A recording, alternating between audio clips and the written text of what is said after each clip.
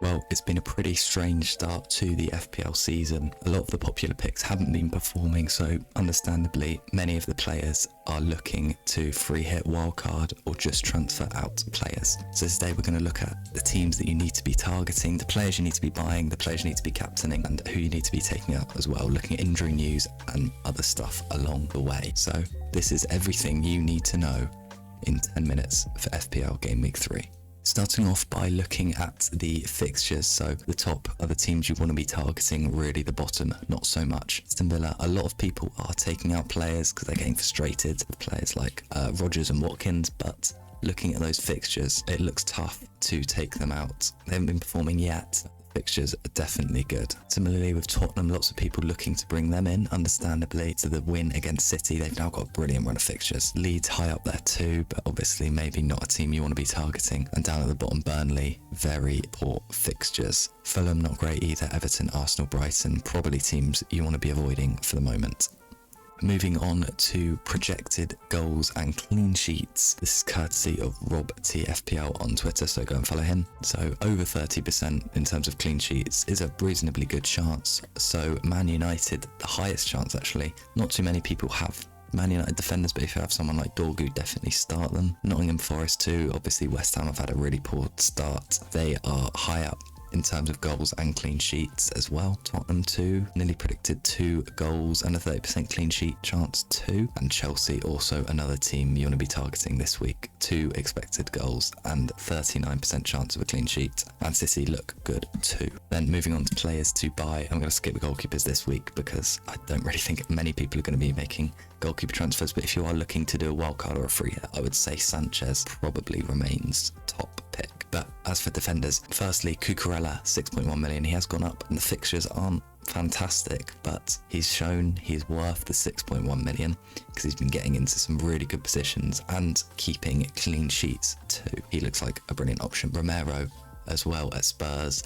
Of course, Van de Ven and Pedro Porro either side of him in terms of price, but I think in terms of value for money, I think Romero probably is the pick I go for on a wildcard. He's been showing a lot of attacking threat, in fact more than Pedro Porro, who we'd expect more from. And similarly with Munoz, you could go with Lacroix, and Richards is on here as well as the budget option, but I think Munoz is a brilliant option, and I think all Palace defenders, players you should be targeting. I've then got Dan Burn, maybe a bit of a surprise, a bit of a differential pick as well. The fixtures look good, and he's been getting so many defensive contributions in the opening 2 games. So if that's something that will continue, he will be raking in a lot of points this season. And of course, Airly, a brilliant threat. Senesi, the other budget option to a 4.5. He's got some decent fixtures.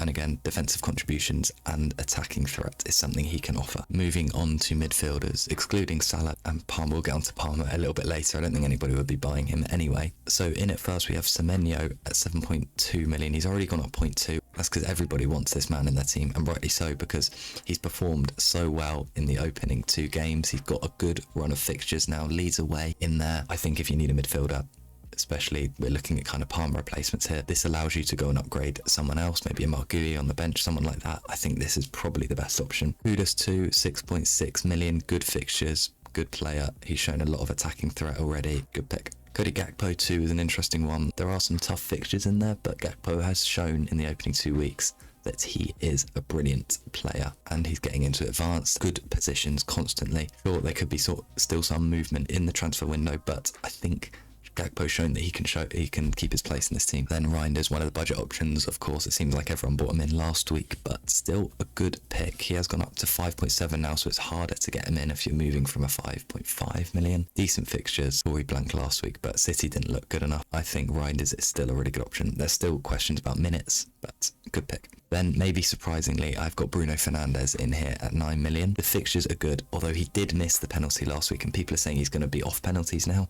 I don't see that happening. I see him still being on penalties. Sure, he's in deeper positions, but he is getting defensive contributions a lot. So, especially with the fixture next week of Burnley at home and Sunderland at home coming up too, I think Bruno is still a good pick, but I can understand if you want a cheaper option going for Mbeumo or Cunha. And another budget option, Anderson, potentially even better than Reinders. He's shown a lot of attacking threat and defensive contribution ability to good fixtures as well.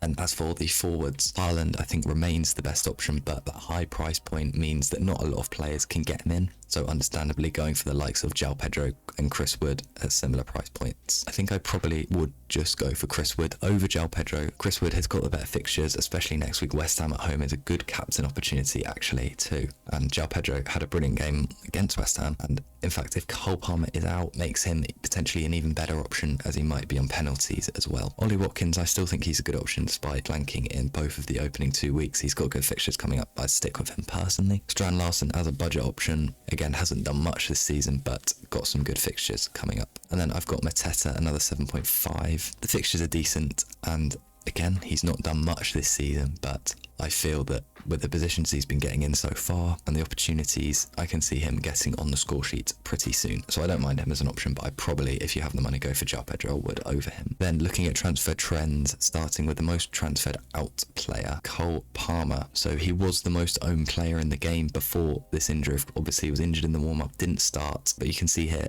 tweet from Simon Phillips. Cole Palmer had a scan on his groin today, and the results are positive, better than he first feared. Nothing serious or too bad showing up, but Chelsea and Cole Palmer will be cautious and Fulham might come too soon. So it looks like definitely he'll be back for game week 4, but game week 3 might be a bit of a push. However, it's only Wednesday at the time of recording, so there could still be more updates. I think Cole Palmer could definitely start still, so I'd probably wait until closer to the deadline until we get more information. But if you are taking them out, it's understandable, and it will allow you to definitely spread money around better, potentially getting in players like Haaland. You can see the kind of players I'd recommend from the earlier sections. Then Eze, a player lots of people are bringing in, understandably, because there's hype around him and there's excitement, and he's always been a brilliant FPL pick at Palace, but bringing in a player with Liverpool away and Man City at home and Newcastle away in the next 4 doesn't feel that exciting. Honestly, I'd probably stay away from Eze at the moment.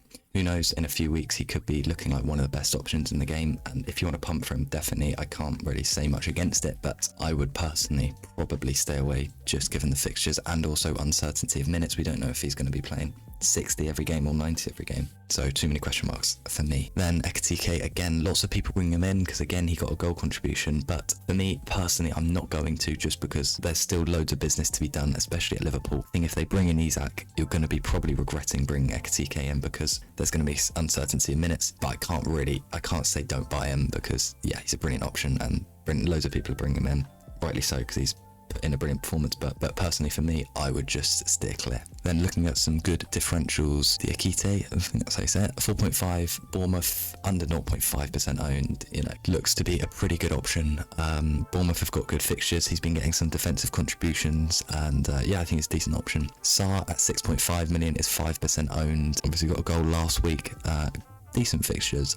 I think he's a good option. And similarly with Elanga, slightly higher owned, 7.8%, but still not too many people have him. Good fixtures. Gordon's out now too for a few games, being suspended. That's going to increase his security of minutes, and they've shown that even without Gordon they can score goals. They scored 2, and I think Elanga, his pace down the wing, he's a really good option, yeah. Then finally looking at the best captain options. In first, I've gone for Haaland against Brighton away. Brighton away isn't necessarily a fixture which you'd think it could be like a 4 or 5-0, but I think honestly, if I had to put money on it, I think Haaland will get the most points in the game, and especially I think if you have Haaland, you probably just captain him because, like I said last week, I think if you have Haaland, you just got to captain him because that's where you're going to get point advantage over the Salah owners. So yeah, I think you've got to go for that. Second, I've got Bruno. So personally, as someone who's got Bruno and Salah, I'm still not sure whether I'm going to go for Bruno or Salah, but I have gone for Bruno higher in this ranking, and that's purely down to the fixture because Bruno has been poor this season so far. It's goes without saying, a missed penalty. I do think he will still be on penalties, but regardless, he is playing a lot deeper. A lot of people not happy with how he's playing from an FPL point of view, but he's getting defensive contributions. He should still be on set pieces, and I think Burnley at home, it could be messy, that game. It could be a 4 or 5-0, so I think Bruno's a good option. So then yeah, Salah in third.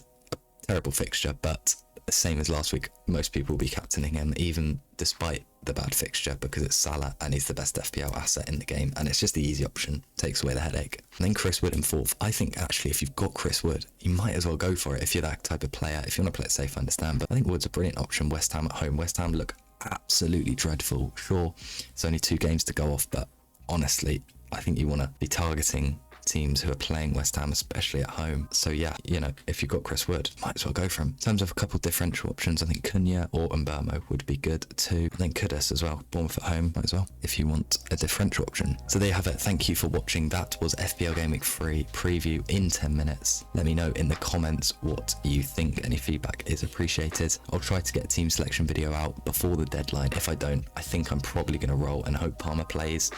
If we learn something, then I'll probably take Palmer out and yeah, spread the money elsewhere. But yeah, thanks for watching, and I'll see you in the next one. Good luck in Game Week 3. Goodbye.